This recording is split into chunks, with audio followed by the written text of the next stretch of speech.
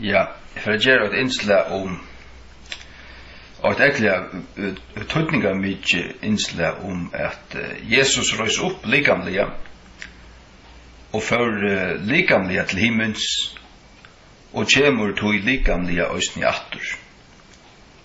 Ja. Jesus röjs upp likamliga och för likamliga till himmels och kommer likamliga attor. Det är äckliga viktigt för jag vita för Jesus är. Och för jag har fätter ut till rätta Jesus är att vi känner att han röjs upp likamliga. Han blir lyfter upp till himmels likamliga. Och kommer till attor, tar jag han kommer attor, så kommer han attor likamliga. Det har inte samman, hörst du. Han röjs upp likamliga.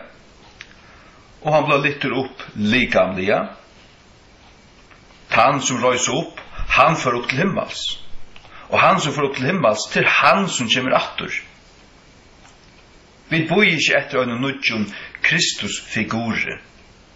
Vi bor ikke etter en nudjon salvaun. Og så kommer folk til å si, hikk, nu er Kristus kommet attor. Og så det onker mever og i mestre. Eller fra Europa, et langstanden. Nei, vi vet at for en Kristus vi bor etter. Det han som kommer nyer ur himmelen og han kommer lenda av oljefjallene. Men ta vi altså vi, men vi kommer bli rikt borster, og så kommer vi nyer vi hånden til han kommer. Ja. Det første, Jesus røys opp likamlige. Her færer vi til Johannes 20, og Jesu navn må Herren Jesus salvaten i øyre til hjärsta til at skilja året, og må året være det som lærer det, og høyde anden. Og må han valgsikna til avsnir i Jesu navn. Johannes 20, 8-9. Hinn fyrsta dag vikunar kjemur Maria Magdalena orla, ta it var ennmyrst, et grevhusen og ser støynen tiknan bortur fra grevhusen.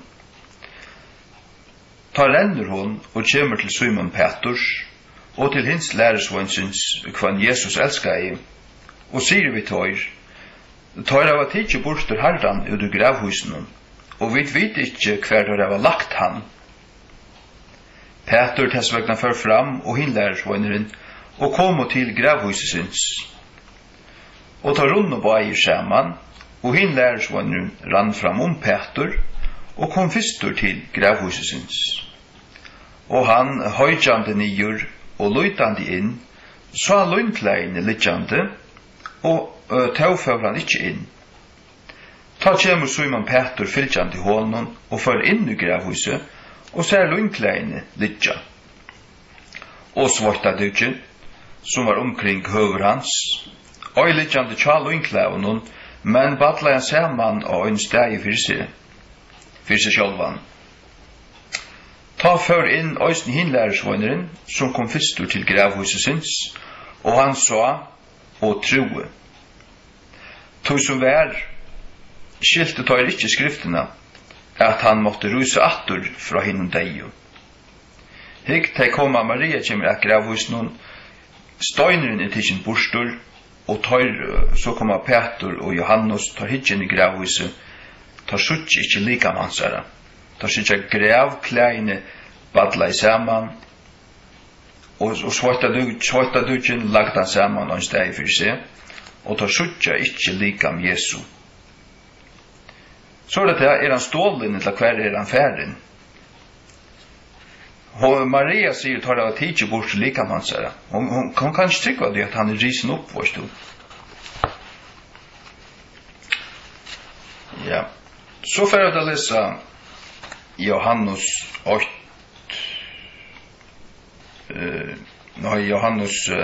Johannes 20, 8 samme kapittel, vers 19-22.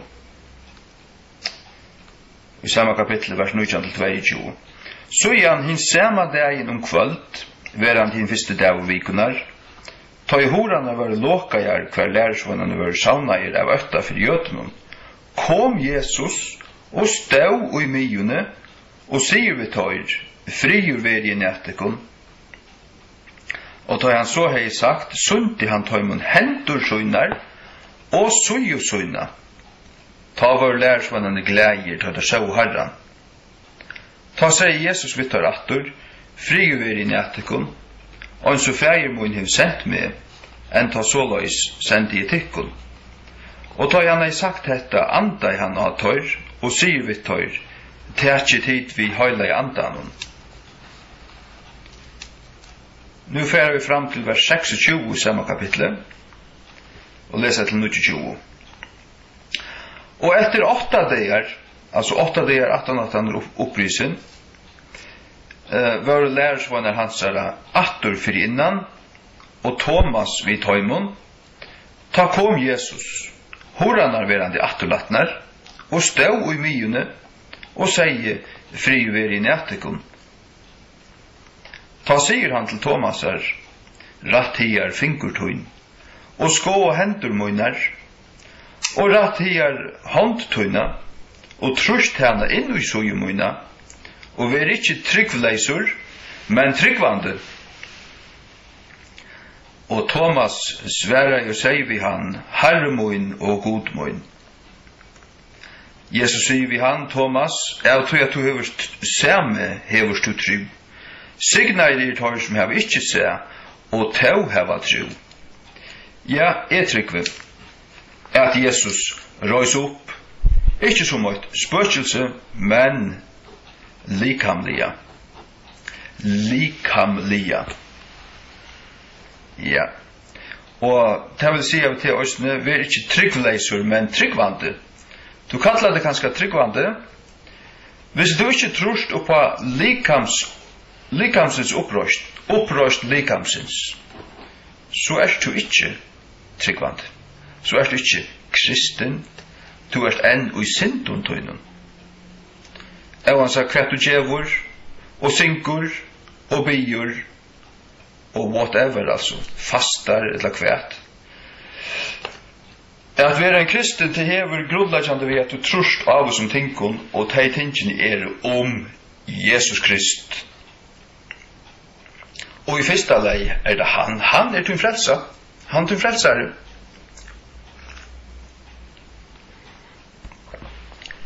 Ja. Nu får jeg da lese 4 Korint 15.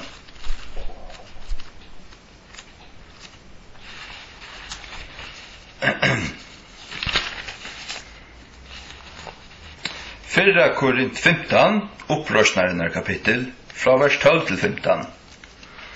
Nå Kristus vere prætikavur at han røys fra hinnom deio, hvordan sier sommer tykkara mittlun at det ongen opprørsn av hinnom deio? Men om det veri ongen opprørsn av hinnom deio, ta Kristus ikkje risen. Og om Kristus veri ikkje risen, ta prætikan okkara fafongt, og trygg tykkara òsne fafongt. Ja, og vi funnet falsk vittner om god. Jeg tror at vi har vittne om god, at han røste opp Krist. Kvann han røste ikke opp, om så være, at tar deg og rus ikke. Det sier seg selv. Vi prædikar Kristus røys, at god røste Krist.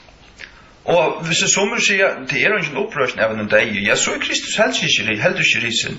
Og så akkurat trygg til fanøytis. Hun i fafongt. Så akkurat frelsare deir. Og så har vi bare at jeg skal løyve, og så dodger vi det òsne, så alt bare sluttbrott. Hva ditt at det så overhøver at trygg på nøkron som helst? Så vi bare humanisser. På hans brevmønns humanisser? Nei.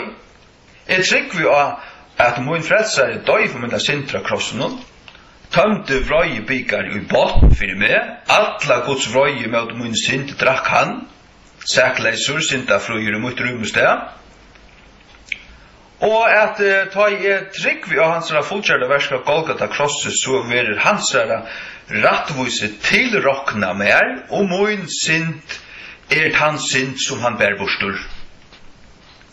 Så hever Kristus båret mina synd bostur, og han vil give mer syna rattvise, og så jeg plettfruer i Guds aksjon. Og det frelsan, Frelsan av nøye, god gav av nøye, og hon vi trygg, du måst mottaka det vi trygg. Og til alt vi Jesu Kristi krossar deg, at han fornyer til helvetes trutja deg, trutja nættur, og at han blei røster opp at tredje deg. Til alt vi til å gjøre. Og det endar skjer, men han blei litt opp til himmels, likanlige, og han skal komme atter nyr av gjørena likanlige. Og han skal rujtja av gjørena i 1000 år, og vid hans høylavo, skulle rujtja sama vi honom av gjør i 1000 år, og vi skulle herre til at være sama vi honom average. Alt tøy, det enda langan tøy. Halleluja. Så større mun trygg. Ja. Vi leser videre i 4 Korint 15, 16 til 18. Og om Kristus veri ikkje røstur, så sier han, ja, så trygg tykkara fafongt, tider ennu synden tykkara. Om Kristus veri ikkje røstur, trygg tykkara fafongt, tider ennu synden tykkara. Hvis Kristus ikke røstur, så akkurat trygg fafongt. Så kan du samme trygg på Buddha, og bare røyna være så gauur som du kanst. Det frelser dig ikke. Du fødder i synd, du syndar kvønte, og god så høylar at han tåler ikke øyna synd. Tog imot hava Jesus Krist, son Guds, Guds feilafrøya, syndafrøya lamp. Vi må hava hans luiv fyrir okkara luiv, hans blå fyrir okkara blå, hans deia fyrir okkara deia. Og så lukka som god røst i han opp, så vi planta i honom, så løsne at vi grøversett i honom. Faktisk vi døpen den ta. Ja. Og fyrir vi skulle være røst opp, at det av honom. Halleluja. Ja. Men tror ikke automatiskt, tror ikke at du måste være tryggvante. Du måste tryggva av han. Ja. Halleluja. Ja. Og vers 18. Ta tøyr øystene som sovnar i Kristi, klæta Hvis Kristus ikke røys opp, jeg så det bare deier og ferner inn i avgjørende deia og glæta egentlig.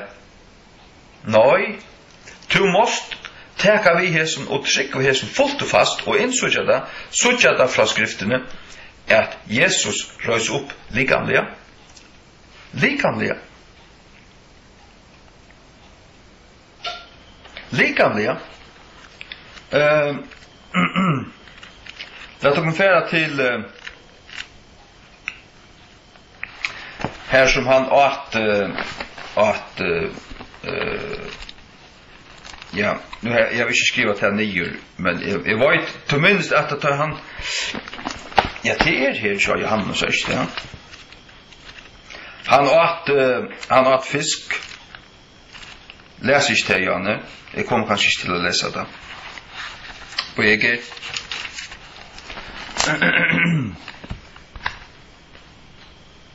Ja. Nei, det stender ikke i Johannes, men kanskje stender til Markus, det stender her at tar vil stadig tryggva, og så ber han der om hva den er etta, hva den er ettande, og tar gav honom stoktan fisk og en honangskøko, minst du? Stoktan fisk og en honangskøko, og han åt det, framme fri egen mat om nøtlund, for jeg prekva til at en anti hever ikke holdt på en. Halleluja. Ja. Han åt framme fyrir døgnen, en ta, og Thomas nærm vi han. Tell oss vi der, Johanne. Thomas stakk sin finger inn i hans suju, og inn i hans hånd, inn i hålet, naglamerskje. Han var fysisk opprisen. Og Jesus Kristus som var fysiskt opprisen, tar hukt inn i grøven, han var ikke her, 17. samme dagen som kommer han inn, og at her, og så 8 dager 17. så neste Thomas vian enn ta. Og han har at her fisk og hundangskøkko. Ja, men han var fysiskt opprisen, likamlig opprisen. Og nå skulle vi få lese om hans himmelsfer. Matteus 28, 16-20. Ta før og tar 11 lærersvannene sted inn i Galileo, og et fjall hver Jesus har fyrskipet tøymon. Og tar der så han, tilbøter han, men sommer i vaust. Og Jesus kom og talet til torra, sigande, «Allur måttur given mer i himni og gjør. Fære til tessvegna og lære i alla tjauer, døypande teg i navn fægersins og sonarins og høyla i andans. Lærande teg at gjeva öllun utun ans, hverjar som helst vi hava boi tikkun. Og så vi tikkun alt hui, ta et enda veraldarinnar.» Markus 16, 0,5-2,5. Nei, 16, 19-20 omskylda. Så ta etter at Herren hei tala vi tar, var han møttidgen opp inn i himen, og settest vi høyre hånd gods. Og tar for ut og pratika av alle steger, Herren virkande vi taimon, og stedfestande i året vi tegnon fylgjande. Lukas 24. Nå leser jeg alle evangeliene. Det første svarte på kvitt, heter ikke til at jeg sitter her brøle, og sier testenter her, og så leser jeg det ikke. Nå leser jeg det for der. Svart på kvitt, heter det som tryggve til skriftene. Markus 16, 19 til. Lukas 24, omkylda, 0,5-2,5. Og han løyte tar ut så lengt som Betanio, så lengt som til Betanio, og han lytte opp hendersunnar og valsikna i tøyr. Og til bare av medan han valsikna i tøyr, var han skiltur fra tøymon, og var båren opp inn i himen. Og tar tilbøy han, og vende atter til Jerusalem, vid miklare frøye. Og var støvet til tempelen, prusande og valsiknande god. Amen. Han var skiltur fra tøymon, og båren opp inn i himen. Gjerningar av apostlana 8 vers 9-11. Ja. Hette frasøknen og gjerningar av apostlana om hvordan Jesus var tidsen opp til himmels. Fra vers 8. Men de skulle mottaka kraft etter at hele anden komne på Attikon, og de skulle være mer vittner bæg i Jerusalem og i allar Judeo og i Samario, og et ytsta parst gjerrarinnar.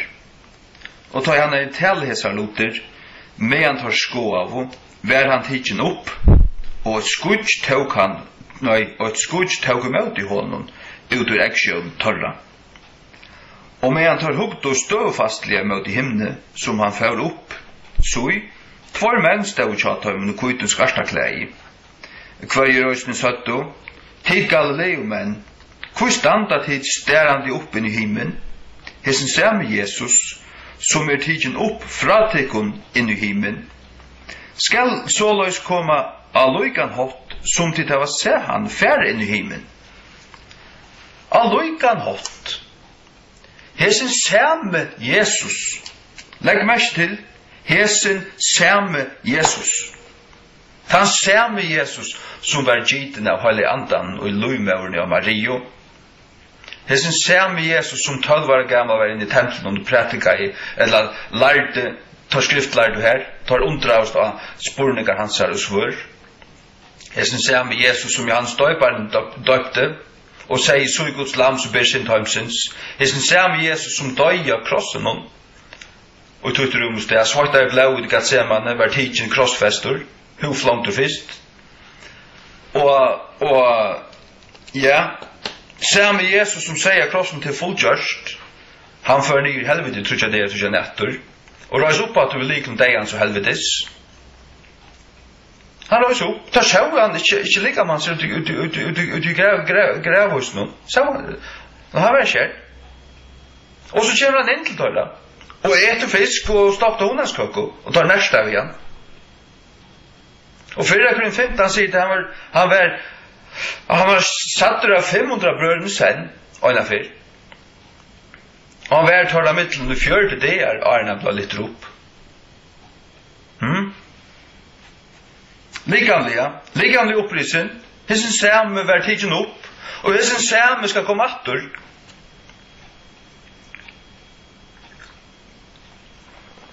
Nei, jeg snakker jo anker som sier seg være kristen. Det trykker ikke på at Jesu likamlig atter kommer. Så ekla kjentur av å må si det ut til kun, at jeg fra denen og det vil færre si det kun til at tid ikke kristne gang. Tid ennå syndotikkere.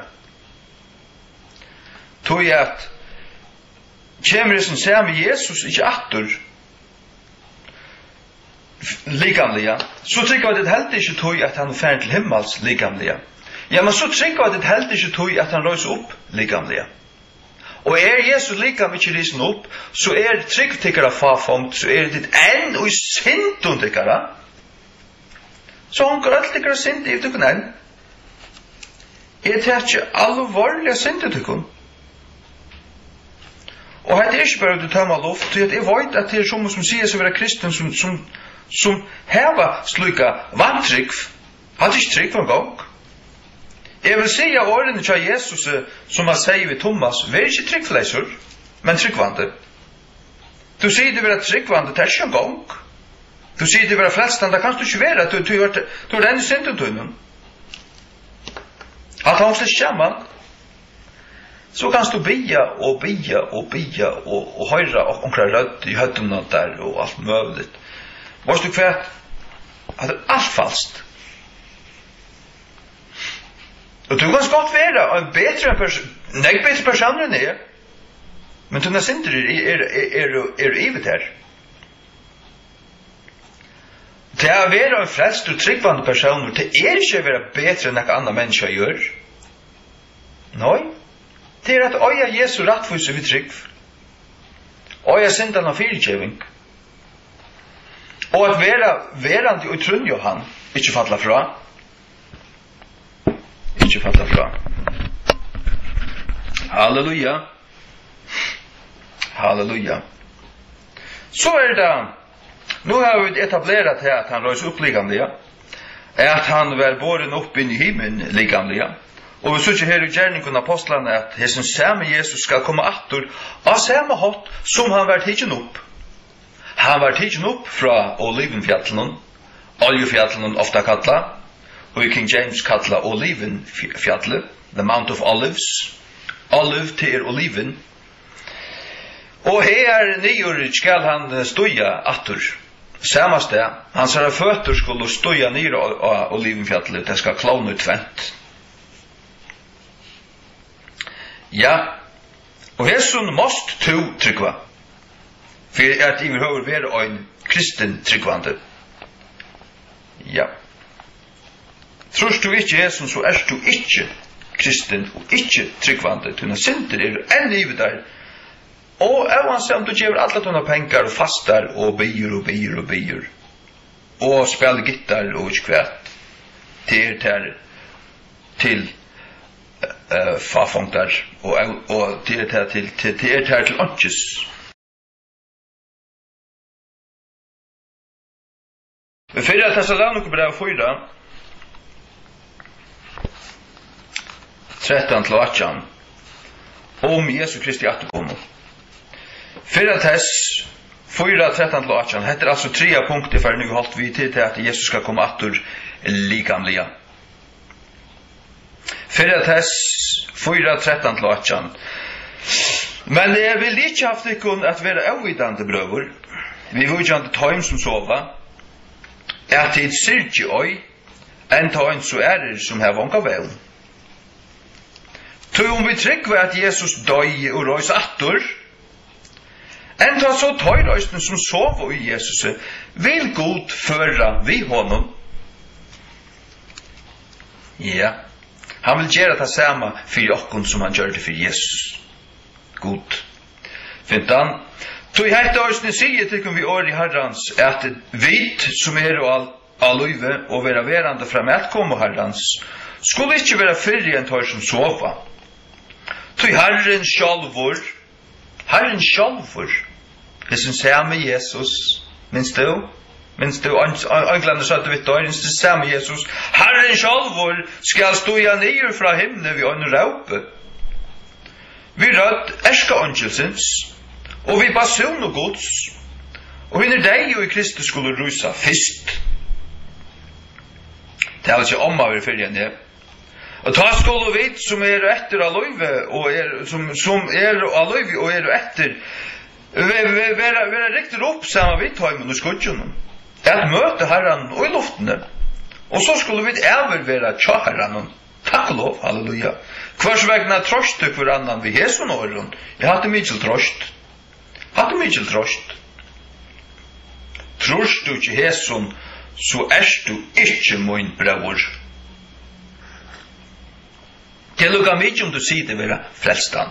Du ikke frelst, hvis du ikke tror til heson. Måste være tryggvande til at tryggvande og kun avvøysom tinkum grunnleggjande. Du kanst ikke være frelst og tryggvande hvis du ikke tror til det som jeg lyser for deg her til. Slett ikke. Nå, men 4 Korint 15, halv trus til 3 trus. Hvis du fyllt vi, så har fingeren her i 4 test 4. Vi fører til 4 Korint 15. Til 7:28 du Nye Testamentet, det som grønna så der. 4 Korint 15, vers halv trus til og vi 3 trus. Nå hetta sier brøver, at kjøtt og blå kan ikke arva kongadømme gods, og heldur arvar forgangelig løyke og forgangelig løyka. Så jeg kun gjøre til kunne løyntar dem. Vi skulle ikke atler sova, men vi skulle atler være ombrøyter, og i øyne vi brakte, og i øyne egna blodje, vi hinna sørste basunning, tog basunan skal jaua, og hinner deg og skulle være røster og forgangelier, og vi skulle være ombrøyter. Han sier her at kjøtt og blå kan ikke arve konget med gods. Så sier du til hikk, det er bare en andalig opprøst. Nei, du må sutja at det her stendet til at vi skulle være ombrøyter. Og minst øysene til at Jesu lika, til røys opp, til deg lika, men det fanns det ikke. Her la ikke det lika med grøvene, til det hukte inn. Steiner var utlaget fra, til hukte inn her. Han var ikke her. Og så søttene samme kvalitet, så visste han så fyrir tvøymen av dem som gikk og var ved til Emmaus. Og da kjente han ikke. Men det stendte også at Torre Eie var helt en atre at det ikke skulle kjenne han. Men så fører det inn og auto, tar nøyt til han å komme visser inn, og i et gistehus, og så breit han brei, og ta åpna hos Torre Eie, og kjente Torre at det var han. Men åpenbart sa han, og Lutsundre arves ut, tar kjente han ikke atter, men minst til hvordan haggerøyter han var, søster å si han. Han var så flangt og flensa over hovfletter og krossfester, og bokar, hadde skratt skjedje av noen, og slia med nevun og alt mulig. Men her han altså opprisen. Og alt slugska bank gjør det stand, og de opprisen er likam. Alt edlige bostur, alt, og hver svar gjør det tvåst, men han hei sin svar i sin hånden og sin sujo. Ja. Og de som har sett Jesus, de som er ferdig til himmel, så sånn ikke, de sier at det er suttjans av svar. Jeg har sett Jesus, men jeg vil ikke se hans hendur så løsner på andre måten. Ja.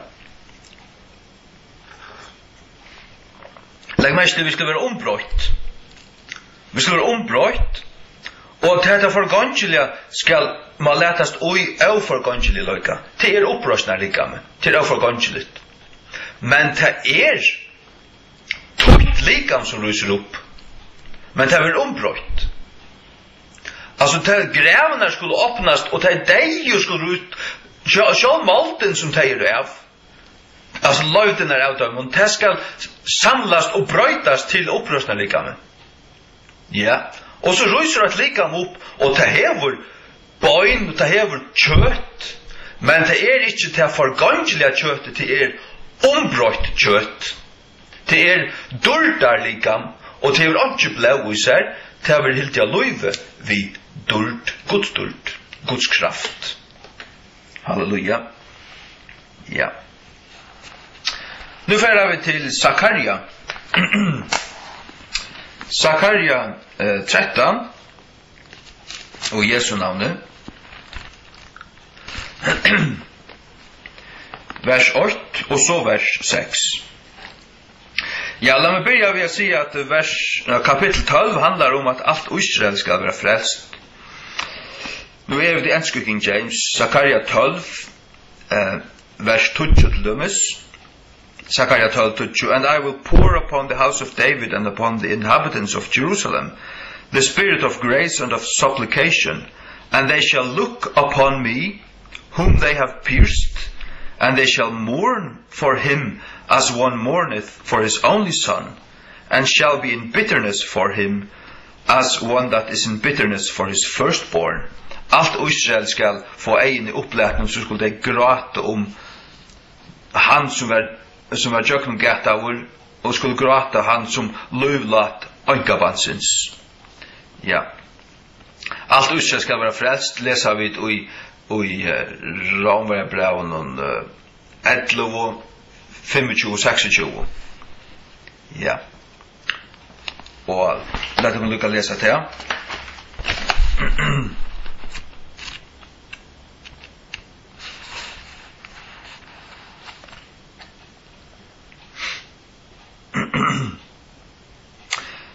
Ja, Rom 11, 25.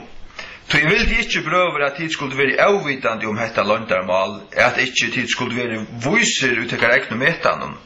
At blindløgje lotvust hentet for Israel, inntil fytlingen av høytningen kommet inn. Og så skal alt Israel være frelst. Alt Israel skal være frelst. Ta i fytling-høytningene kommet inn, alt det fotla tali av høytningen som god void for å være frelster, så knapplega så enter høytningene tog, og så for god, og leter egen opp av jøten, og tar skulle alle være frelster. Nå får jeg lese Zakaria 13:8. In that day there shall be a fountain opened to the house of David and to the inhabitants of Jerusalem for sin and for uncleanness. Her kommer frelsan til jødanar. Nu vil lese av vers 6. And one shall say unto him, what are these wounds in thine hands? And he shall answer, those with which I was wounded in the house of my friends. Hatta vil tuja. Og han skal sige vi han, hva Jesus svaren i hånden tunnen? Og han skal svære, tei vi kvarjun var sartur i huset vina moina. Altså her han kommen, og tar skulle suttjan, og tar skulle suttjan så svar. Hva det for svar? Og han skal sige at dette det som fikk i huset vina moina. Men det var jo jødene som krossfestet han. Men han skal ha fyrirgivet dem, og han skal elska dem. Halleluja.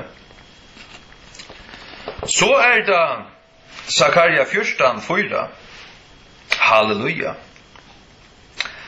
And his feet shall stand in that day upon the Mount of Olives. Hans føtter skulle standa av tøydei og olivenfjallen, just som anglene satt i gjerningen av apostlene 8:11. Hesen ser vi Jesus. Hesen ser vi Jesus. Som det der sier, tekner han opp fra at det går opp inn i himmelen. La dere lese denne på 3. Gjerninger av apostlene 8:11. Fra 12. Men han tar hukt opp støvfastlig opp i møte himmelen som han fører opp. Så i tvar mennstad og tjata men og kvitun skartaklei til sånt i anklar. Hver i røysene søtt og tid Galileo menn. Hvor standa til stærande opp inn i himmelen? Hesen samme Jesus, som tidsen opp fra tekun inn i himmelen, skal såløys komme, og han lykan hot, som tid av å se han færra inn i himmelen. Han stod tjata mun, han snakka ut der. Han säger färdig ut, märkjivin alla måttor i himlen jag gör, färdig ut och lär att folk har slå, praktisk glädjebådskap för att folk så är det. Och så blir han lite upp, knappt blir han upp efter. Det kommer en skudj i han, och ett skudj tar han ut ur äggkjön, och han vill tigen upp in i himlen, och det ständer så att han sättes vid högre hånd Guds. Ja. Och han ska komma åter, så säger han, Jesus ska komma åter, och samma håll. Och där såg jag till Zakaria. Så är det dans som har samma plats ändå. Och Olivenfjallet. Och så stände det till Zakaria. Nej, till Ezekiel 44. Vet att det har det sett till att se i Jerusalem att här är ett li och ett pastor som öter till Estara lie. Och det stände här till Ezekiel. Ezekiel 44. Att det lie skulle vara mura fyra intill prinseren kommer. För prinseren. Och när skal det tre templet byggast, som Ezekiel sa? Ezekiel sa det i en själv. Jag tror inte byggt den, men Jötan ger så klara til å bygga den nu, tar alla så vi hållt ut av kjøtt, bygga det tre templet, og det var det sørste. Og Jerusalems murar, her er et pastor som øyter til Estara pastor, og det er murar 4, til vi murar 4 så igjen jo er 500-600. Moin är bestämt, tack mig ut, men I halde till att arabarna har murat det. Tar av värsnäck och i Jerusalem och medan Jötan har varit utlägg. Tar av som murat det fyra. Och till mura nu, men det kommer att vara öppna. Och det kommer att vara öppna fyra som ett kännetecken om att han, prinsen som tar som gängande och jöknum till in i templet till Messias. Og det er te postri han røy i djøgnon og Palmasundet. Ta kom han røyande inn i Jerusalem djøgnon te postri øynast og fer han var fagnaver av öllum falskjennom.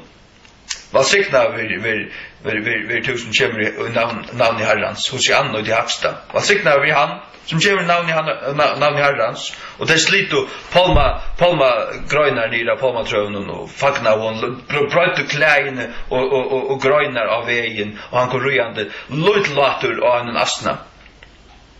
Ta porstri hever lukka men det kjemur å være åpna og så kjemur han ta han kjemur at stuja nira Oljefjallet og genga inn i templet jøkken terdittnar og sådana kommer till att känna att det heter han prinsen som skall.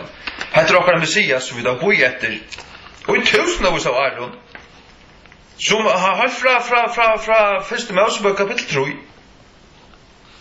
Tar jag vid att jag skulle få en Messias. Han sa kvinnorna som skulle byta knusa hälen och knusa hötti och höggarna. Halleluja. Det är något görst. Det är gjort jag tar jag säger det fullt görst. Halleluja. Ezekiel 44. Ja. Artikel 3 och Jesu navn. Then he brought me back. Was det heter en angel så visar allt det heter allt profetiskt om framtiden, ja. Then he brought me back the way of the gate of the outward sanctuary which looketh toward the east and it was shut. It was shut. Det var omgående lukka I Gamla testamentet av døven Davids eller nekrant og helst av Jesu døven, men det var lukka øynafyrna. At når Jerusalem var fattelig og av fjers, så ble det lukka. Det mura fyrre enn ta, men det skal være åpna. Then said the Lord unto me, this gate shall be shut, it shall not be opened, and no man shall enter in by it, because the Lord, the God of Israel hath entered in by it. Nær, Palmasundet, det er en røy jøk nær, takk og lov. Therefore it shall be shut. It is for the prince. He shall sit in it to eat bread before the Lord. He shall enter by the way of the porch of that gate, and shall go out by the way of the same. Halleluja. Han skal komme jøkken til apostler. Og stod Oljefjallet til point vi. Han stod inn I Oljefjallet. Det kommer Gjersholt til Oljefjallet skal klone tvent. Helten skal være norretter, helten soretter. Men han skal altså gänga om han så han skal tøyna antvist til vera blåbær krutje sånaka, men så skal det estera portret öppnast och till portret han ska gänga in i jöknen. Prinsen Messias, Jesus Kristus, han samme som røys upp likamliga, för till himmels likamliga, skal komma ner efter likamliga, stoja ner oljefjallet likamliga, gänga in i jöknen Estorlie av Jerusalems mure likamliga, och sitta i Jerusalem i 1000 dagar likamliga och stjötna. Men dumpligst til sanna kristna trygg. Hvis du ikke trus hæsson, så er du støyndeir i syndetøynen til å nødra vende om. Du er ikke frelster hvis du ikke trus hæsson. Trus du hæsson? Ja, så er du rett og trygg, men du måste også kjenne Jesus. Du måste ha et livande møte ved han. Han må være tøynfrelsare. Du måste øye han. Hva signavur? Det er snedigt her. Man kjenner fullt av kyrkjefolket. Og så snakkar man vidt deg om sier likla punktene til trykva ödlun, men Jesus er ikke levande for dem. De vita alt, de kjenner til godslærerna, doktrinena. Ja, hatt det som vi trykva, hatt det troarjottan, bla bla bla. Men er så frelstur, oi du Jesus, nei. Og så snakkar man vi pinsar, tar sig sig vara frälstar, bla bla bla bla bla bla bla bla bla bla bla tonkon och sinja och glinta och så spyr så får man snacka ut då. Då tycker jag inte på Jesus lika om vi att komma. Alltså. Jag vill säga till kvar så är kvar ofrälstar än annar. Jesus inte lika om vi attor, så är han inte lika om vi upprisen och lika om vi för himmels heltur. Du måste tryggva bibelnar Gudsläro och vara frälstor. Och oja Jesus, oja sonen. Sannolikt? Jo, det är sannolikt. Alltså flöjtan sannolikt. Första Johannes brev 5:12. Han som hever sonen hever liv. Och han som hever inte son Guds hever inte liv. Men du måste häva lärorna.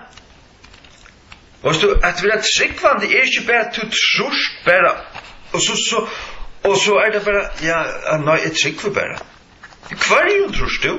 Trust du till rätta eller trust du inte rätta? Anna Johannes brev vers 9. Kvar som helst blir missbryter och är inte verande i Guds lära Kristus. Hever inte god. Han som är verande i Guds lära Kristus, han hever bäg fägren och sonen. Ja. Arne blev frälstor, så tror jag ödlun. Jag tror jag Jesus. Alltså, att han är vid till, och att han var likamlig upprisen, och att han skulle likamlig komma attor och göra, skulle gänga under och allt det där som Bibeln säger. Jag tror jag ödlun. Men det åtte inte han. Men så blev frälstor som 15 år. Men det som jag visste var sant, det som jag visste Bibeln säger, det var inte brott. Det var bara till att nu är det lov för mig, nu åtte jag det. Men jag vill bara säga till att en som säger sig öja det, men inte tror Guds lära och Bibeln, Guds lära Kristus. Och inte tror att Jesus är lika med upprisen. Han är gnostikare. Han är ofrälst och gnostikare. Och jag har vittne. Och man finner tyvärr slik folk utimidlen summa sekter av pinsa manjötnon. Jag har inte funnit att här mittlen heimamissioner och baptister, men utimidlen pinsarna finner man slikt. Och här var jag säga vet till må allvarliga vända om till rätta tryck. Är Kristus inte lika med upprisen? Är han inte upprisen? Så som Bibeln säger upp, han är fysiskt upprisen. Är nog det hans är upprisen så som hon är, så är det ännu syndikare. Han rörs inte upp i andan, han var röstur av andan. Fyra Peter tror jag att han.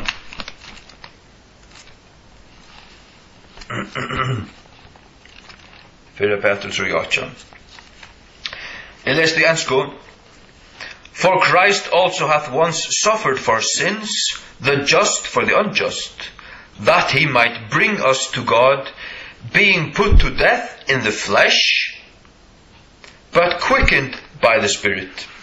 Han var livande gjørdur av andan. Han løy deia og i likamnon og var livande gjørdur av andan. Han røys ikkje opp ui andan som Dahl og Victor sier. Han var livande gjørdur av andan. Av andan. 4 Peter 3:8 First King James.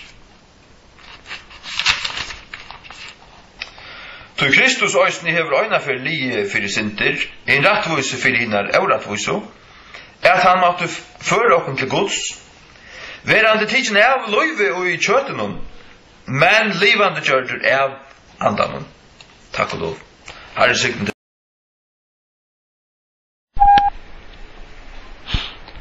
Og synder Guds læro.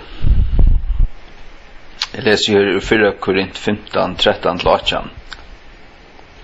Men ta veri ønsken opprørsne av en deg, og ta Kristus ikke risen. Og Kristus veri ikke risen, ta prætika nokkara fafongt, og tryggtikkar øysne fafongt. Ja, og videre funner falsk vittner god. Ja, og til jeg vet hava vittne god, at han røsti opp Krist, kvann han røsti ikke opp, så veri at tar deg rusa ikke. Tog tar deg rusa ikke, ta ikke Kristus røstur. Men Kristus veri ikke røstur, så tryggtikkara fafongt, til ennu i synduntikkara. Ta et høyre øysene som saunar i Kristi, glætair.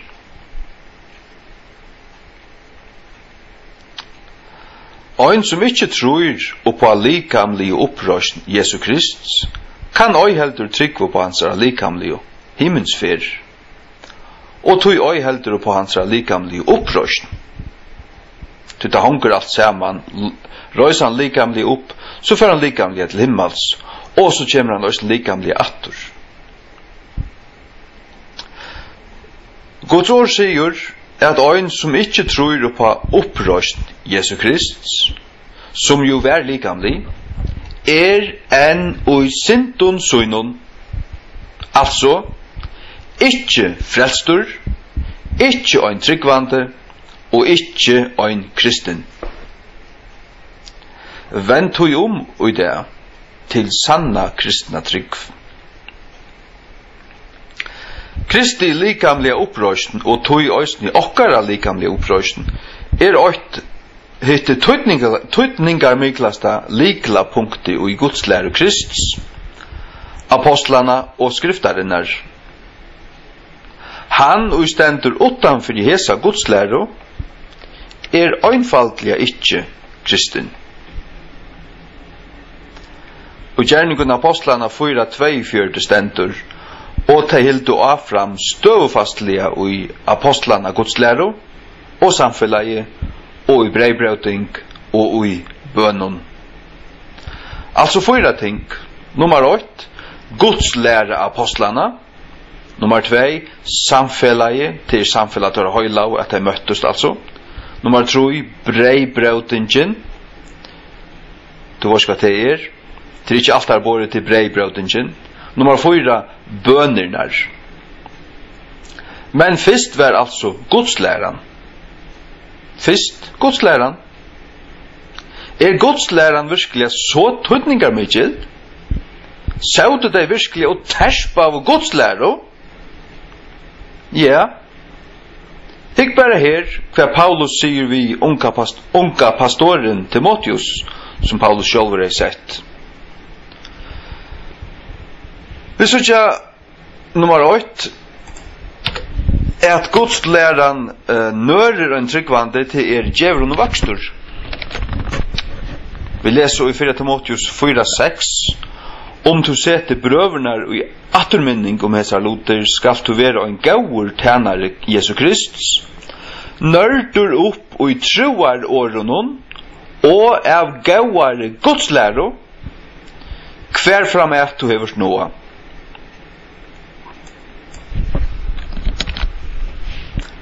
Nummer 2. Gudslæran stendur nevnt som 8 som skal særlig gjevast gætretter. i 4 Timotheus 4:16 Gjev gætur etter ta sjálvun og etter Guds lærune halt afram i tøymon tu vi at gjera hetta skal tu frelsa bæði til sjálvan og tei som høyra det. Ja. Sanna Guds læran. Hon definerar trunna. Men sjåvande frelsan vi til at du møter Jesus. Men du kan ikke øya Jesus og hava fullstendig forkjert av Guds læran. Så du slett ikke møtt Jesus. Du er hongrat av selman. Det er viktigt, sera viktigt. Det første kristne samlaust altså og hilde fast Guds lære og apostlarna. Hvert var det han lærte okkur, hva sier han? Og så skriver vi dette nyer og gomto avrit av den første brøven til Paulus og avrit av evangelion og de terspa av til. Det sier seg selv. Nummer 3. Ratta godslæran viser hver og er en sannur kristen brauer. Det sier du her. 4 Timotheus 6:3-5. Om nekar mevor fralæri örvuse og ajoti oi til heilnæmra åra enn ta åra vårs Herre Jesu Krist og vi tar godslæro som er samsværande vi godlig løyga han er hastaurur vitandi åndsje men sjukur etter spurningun og årastrujun er kvarjun kjemur øvund, struj utskjeldaner, underilgrunar rengvörger åradrotter av mannun av spiltun hovun og øya sører for sannløyganon haldande at vinningur er godlig løyge fra sløykun hevdi undan hatt er altså en falsk brøver falsku brøver trekti etter fra honom han lærer ikke ratt han lærer örvuse han røyner at bare få årastrui vi vet hva læreren er så skulle halda fast ved det og kjemur ein som bare vil så spurningar få strui klantur skjeldaner hevdi undan fra en slukun ja nummer 4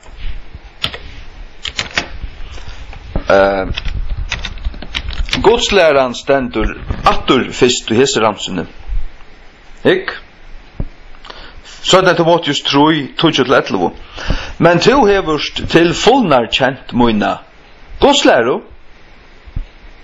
lufsfarslo endamal trygv lengmau velvild tolmau ætsøkner lojingar som kom til moin i Antiochio og i Iconium og i Lystro hverjar ætsøkner er utstøv men uturtøym öllun Herren utfrøyme tu sagt han nevner fyrst godslærna hon stender alltid fyrst åpenbart, ikke alltid men aufærtlig ofta, hon kommer ikke sørst i rettjene det er det som jeg vil vise deg godslæran kommer ikke sørst i rettjene og godslæra og det er ikke mett nei, det sier til lukka mykje hva du lærer du skal bare elska Jesus og synja og djeva pengar humbuk og bras ja, nummer 5 godslæran stender attur fyrst ramsen her 17 Timotheus 3:16 all skrift er given vi uiblåstri av gode og er gagnlig til godslæro til uirattasettingar til rattløyingar til undervisningar og i rattvise at godsmæveren må være fullkommen fullveis utgjørdur at allungavun verskun all skrift altså som er Guds skrift er given vi uiblåstri av gode og er gagnlig til godslæro King James godslæra halleluja gagnlig til godslæro og vi at varvåta ratta godslæro og terspa til så vil man varvåta og i sannløyganen heilig anden er sannløygans ante Johannes 16 han fylgje der ikkje ut i falslærna galen til lukka mykje hvordan jeg grep til å laste kom inn i ratta godslæro og ver varvøytur til Jesu Kristi atkomo. Amen.